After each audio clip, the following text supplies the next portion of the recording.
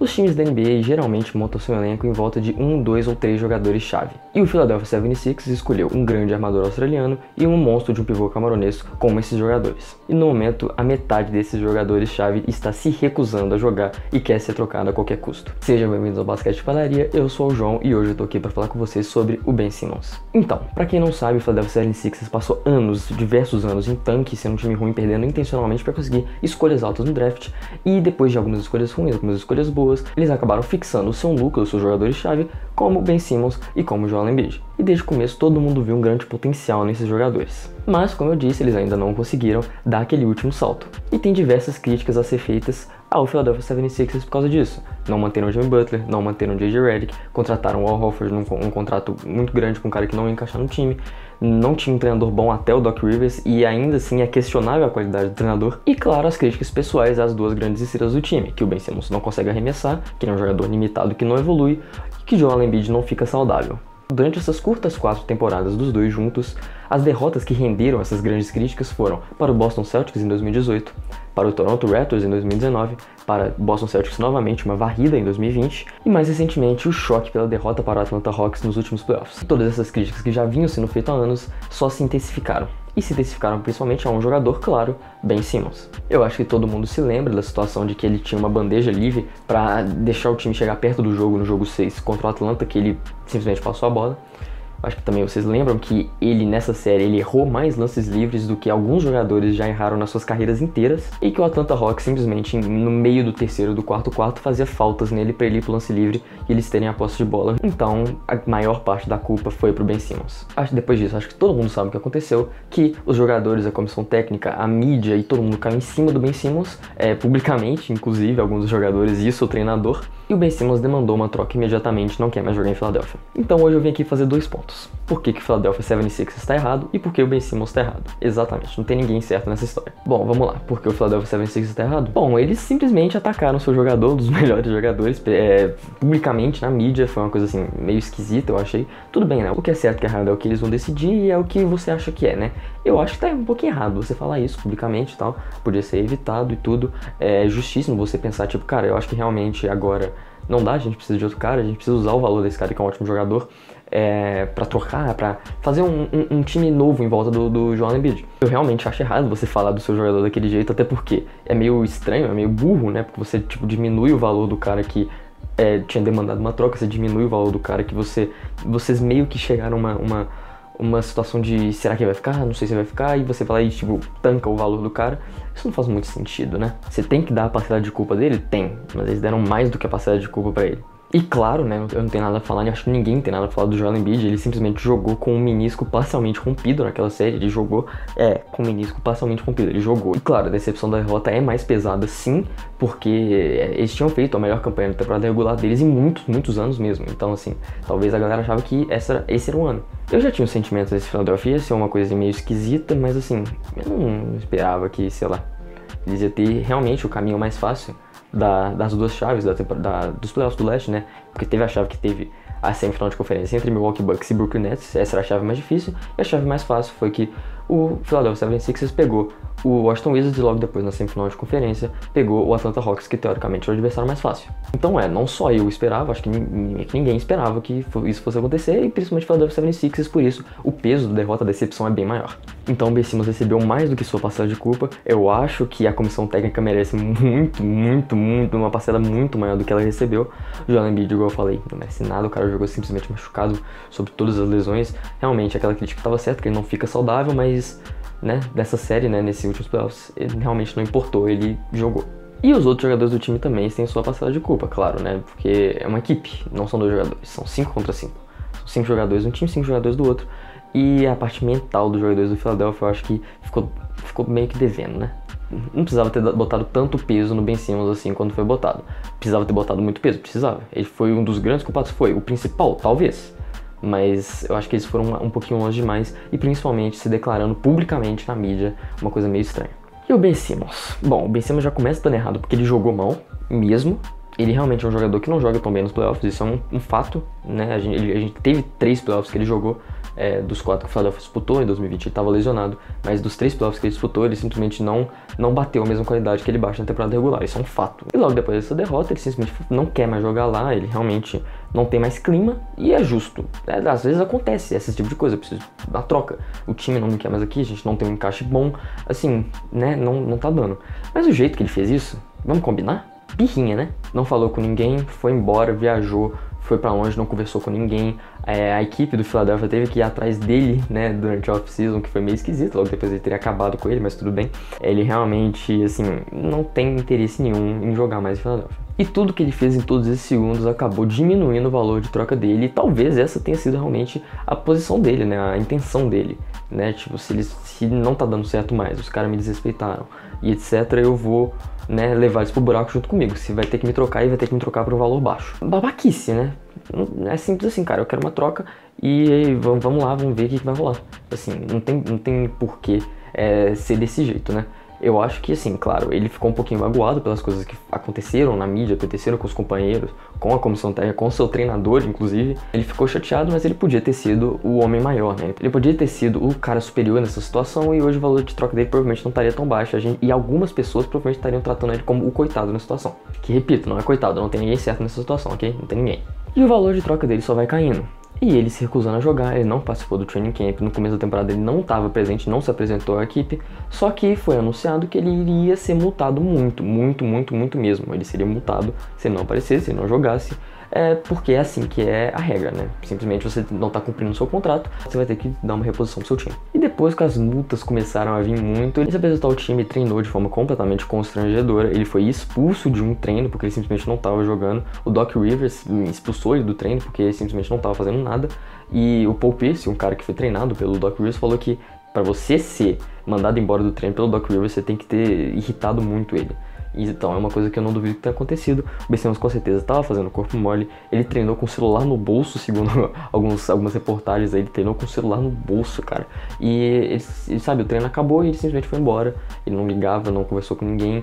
Simplesmente não quer estar mais lá, não tem clima mais pra ele lá. A cidade não quer mais ele jogando lá. O time não quer mais ele jogando lá. E, né, ele quer ir embora.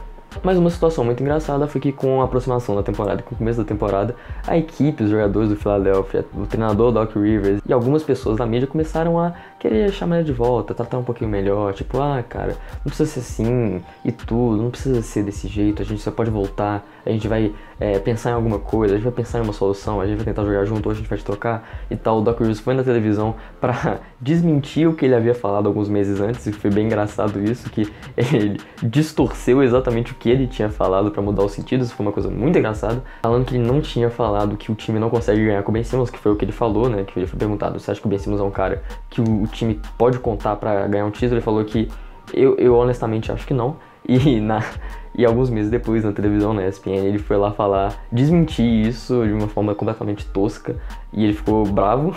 E foi uma coisa assim que foi engraçada, né? O Joel Embiid fez um discurso no dia da abertura da temporada do Philadelphia 76ers falando que ele ainda é o nosso irmão.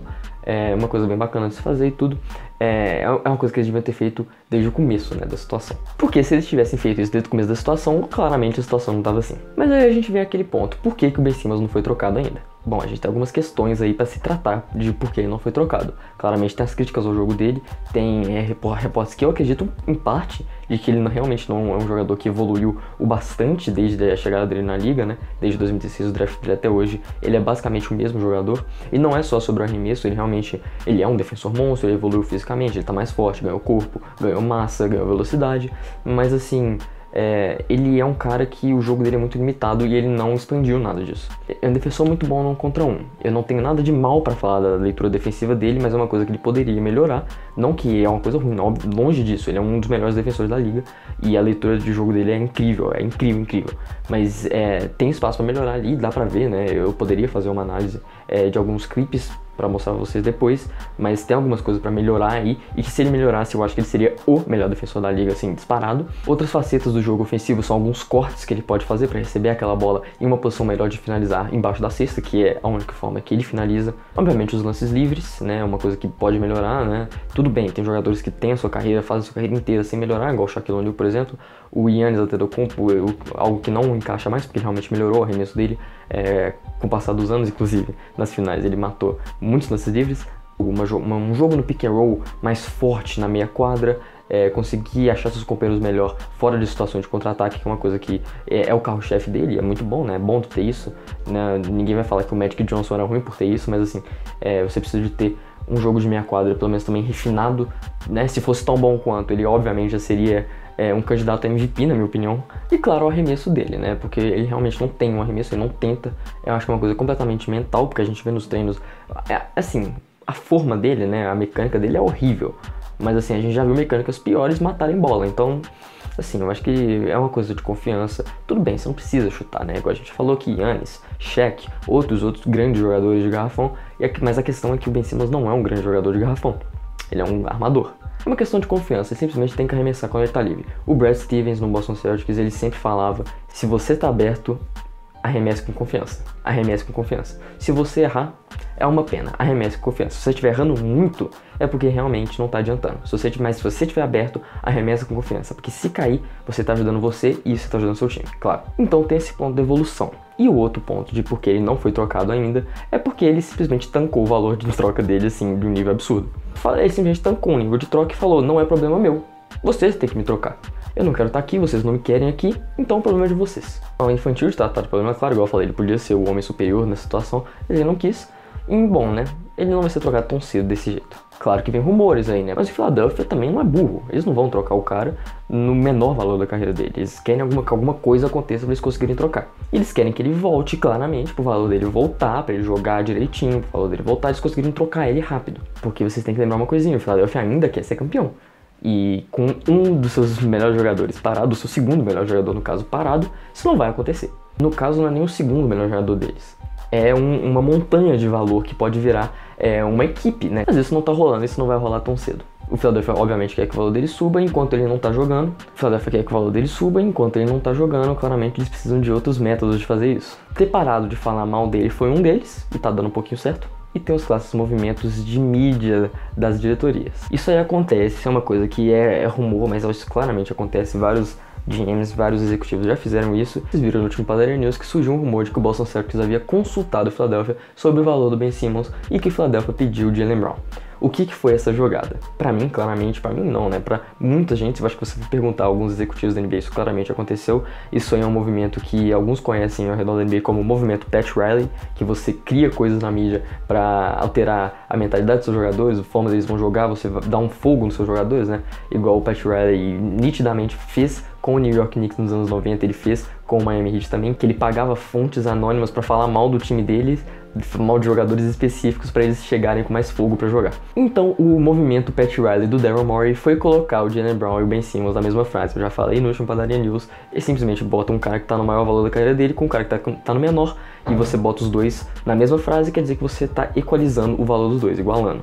O Boston Celtics não vai trocar o Jaylen Brown, isso não é segredo para ninguém, isso claramente não vai acontecer. O Boston Celtics podia trocar outras pessoas pelo Ben Simmons, sim, gostaria muito disso, né? Se trocasse outras pessoas pelo Ben Simmons, a gente ficasse com os três, seria muito legal. Mas o Boston Celtics não vai trocar o Jaylen Brown. Eu sei disso, o Brad Stevens sabe disso, o Ime Udoka sabe disso, o Ben Simmons sabe disso, o Jaylen Brown sabe disso, e o Daryl Morey claramente também sabe disso. Então o objetivo foi simplesmente falar: eu quero aumentar o valor do cara. E deu certo, porque foi tudo que a mídia falou por várias horas. O Jaylen Brown virou o assunto do momento, essa troca virou o assunto do momento no Twitter. Foi tudo que a mídia do basquete falou por várias horas, fizeram montagens e tudo. Mas vai ser uma coisa que obviamente não vai rolar. E assim, de verdade, se não for um movimento Pat Riley por parte do Daryl Morey, aí eu realmente estou muito enganado, mas eu não vejo como não tenha sido isso. Realmente não vejo como não tenha sido isso. Todo mundo, o universo inteiro sabe que o Boston não ia trocar o Jaylen Brown, só que eles viram a chance de colocar os dois na mesma frase. Isso aí é uma coisa meio óbvia. Então ele tá realmente parado, o valor de troca dele não conseguiu subir. Eles fizeram essa tentativa com o Jaylen Brown, eles provavelmente vão fazer essa tentativa com alguma outra estrela daqui mais ou menos 2 ou 3 semanas, é o meu chute. Mas antes disso, quando ele voltou atrás, ele falou que iria jogar, né? Que ele não iria só treinar, ele se apresentou à equipe, igual eu falei, treinou, teve toda aquela situação, mas ele iria jogar também. Só que ele não jogou ainda porque ele não tá mentalmente pronto. Mas esse é um ponto que a gente tem que tocar com uma luvinha macia, né? Porque claramente os impactos que aqueles ataques fizeram, não dos jogadores, treinadores, foi uma coisa que aconteceu, mas não é nada demais. Ataques da mídia, de torcedores, ele provavelmente hoje tem que andar com segurança em Filadélfia. se ele for andar, né? Isso é uma coisa que acho que a gente tem que botar em consideração. A cidade de Philadelphia realmente odeia ele no momento, ele é um dos inimigos públicos, né, no momento, e assim, é uma coisa que realmente mexe com a cabeça de alguém. Com certeza recebeu ameaça de morte, com certeza recebeu ameaça de agressão, e assim, várias coisas aconteceram, vários xingamentos, tocam em coisas que vão além do basquete, e é uma coisa que realmente talvez ele não esteja pronto para reenfrentar. E o Philadelphia 76ers fez a sua parte, recomendou vários profissionais de saúde mental pra ele, mas ele segue sendo multado a cada jogo que ele não joga. Ele, acatou agora porque eu acho que ele finalmente cansou de perder dinheiro. Então ele realmente precisa voltar a jogar e é melhor pros dois que ele volte. Ele não vai melhorar se ele não jogar, né? Ele não vai elevar seu valor e o Philadelphia não vai trocar ele por consequência. E ele vai ficar preso nessa situação perdendo dinheiro, que é uma coisa que ele claramente não quer. Então os dois pontos que eu tinha vindo pra fazer, os dois estão errados. Ele vai voltar a jogar eventualmente? Vai. Eu acho que em meados de dezembro ele tá de volta. E eu acho que assim que ele voltar, ele estará sendo trocado.